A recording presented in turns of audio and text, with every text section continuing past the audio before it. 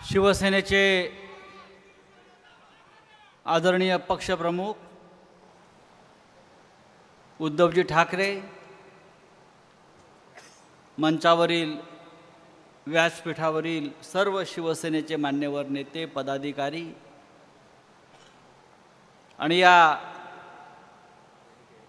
तळपत्या उन्हात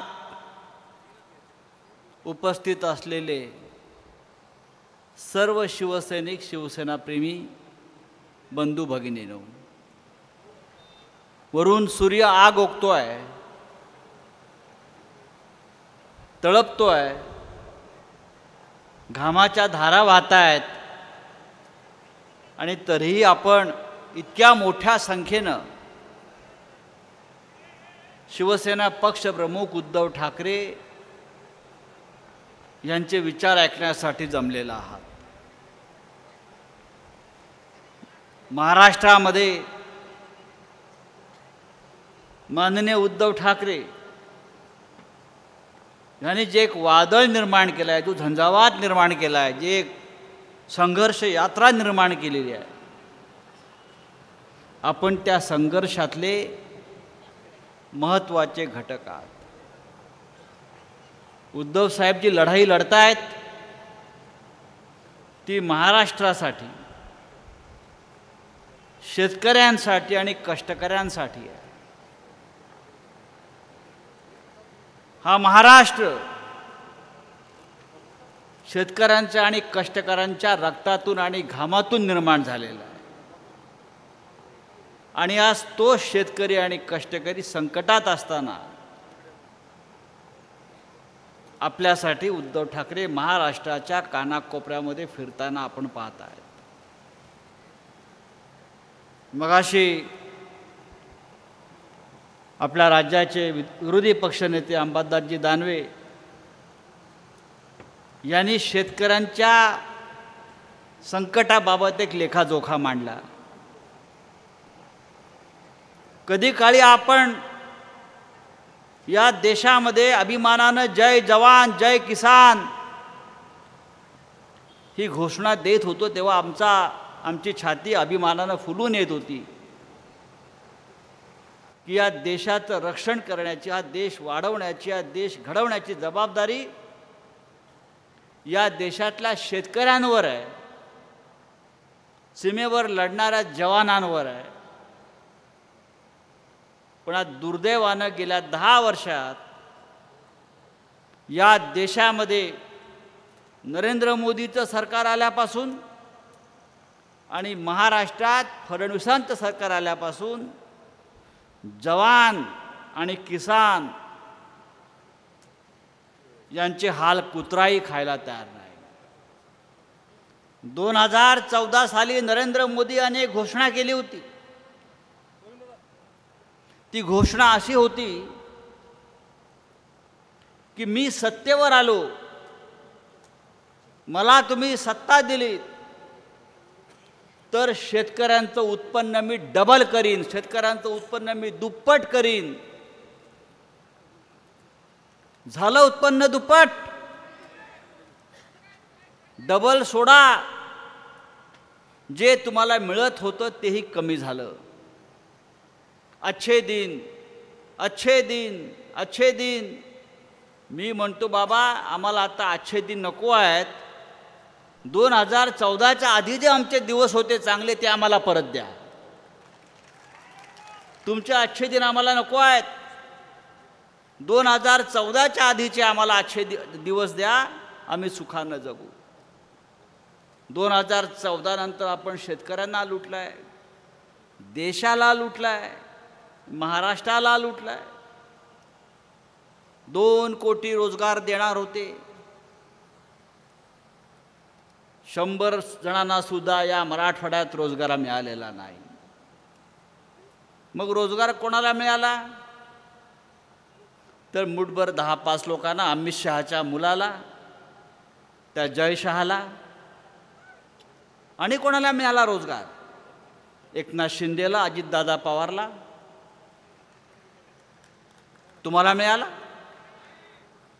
रोजगार? कोणाला मिळाला? पैसा कोणाला मिळाला? 40 गद्दार आमदारांना,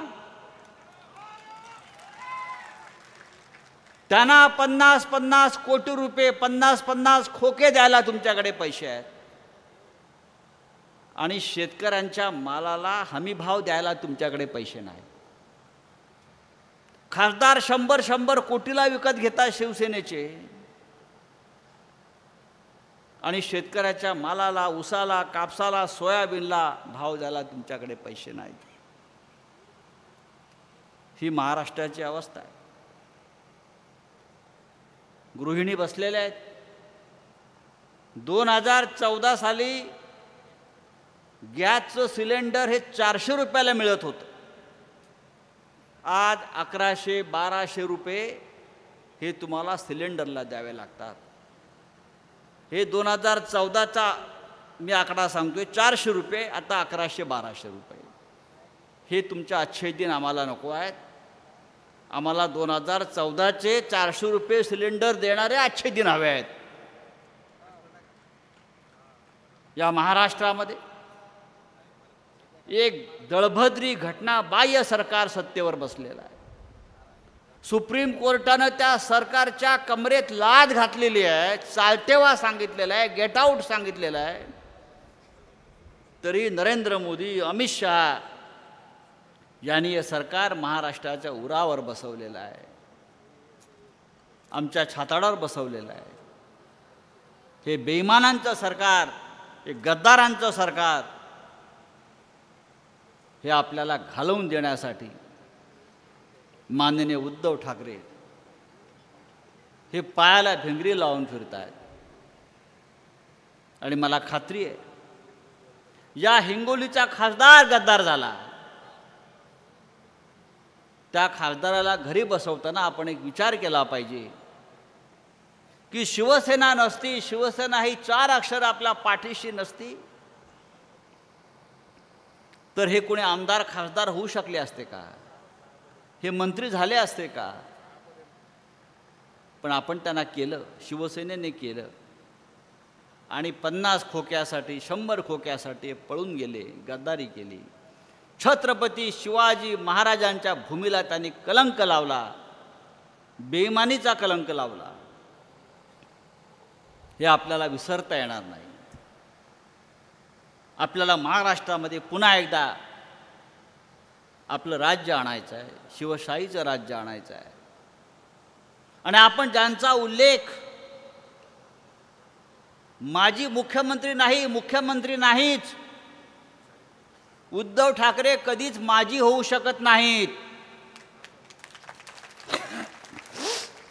ते सदैव आपल्या या राज्याचे, 11 कोटी जनतेचे, महाराष्ट्राचे कुटुंब प्रमुख आहेत आणि राहतील.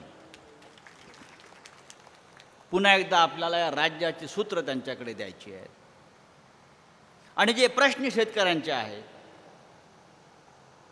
कर्जमाफीपासून आपल्या मुलाबाळांचे प्रश्न, आपल्या कुटुंबाचे प्रश्न, आपल्या कुटुंबाची प्रथा असते, कर्ता पुरुष असतो, कुटुंब प्रमुख असतो, आणि त्याचा आपण ऐकतो, कारण तो आपली काळजी घेतो. मुख्यमंत्रीपदाच्या काळामध्ये उद्धव साहेबांनी आपल्या कुटुंबाची काळजी घेतली, आपल्या घरातले प्राण वाचवले, आपल्या मुलाबाळांचं रक्षण केलं. संपूर्ण देशामध्ये असे प्रेतांचे खच पडत होते, स्मशानात जागा नव्हती. त्या योगी आदित्यनाथच्या राज्यात गंगेमध्ये हजारो प्रेत करोना काळात अशी बेवारसपणे फेकली जात होती. त्या काळामध्ये माननीय उद्धव ठाकरे मुख्यमंत्री पदावरून राज्यातल्या प्रत्येक कुटुंबाची काळजी घेत होते, म्हणून ते आपले कुटुंब प्रमुख झाले आणि राहतील. आणि अशा कुटुंब प्रमुखाच्या मागे आपल्याला ठामपणे उभं राहायचं आहे. आणि हा भगवा झेंडाच्या भगव्या झेंड्याखाली आपण बसलेला आहात.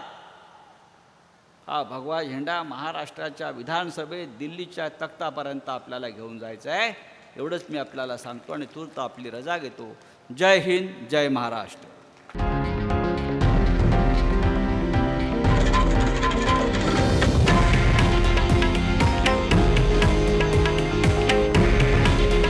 हे आहे देशातील नंबर 1 न्यूज नेटवर्क आणि आपण पाहत आहात TV9 मराठी. काळजी तुमची, हित महाराष्ट्राचं.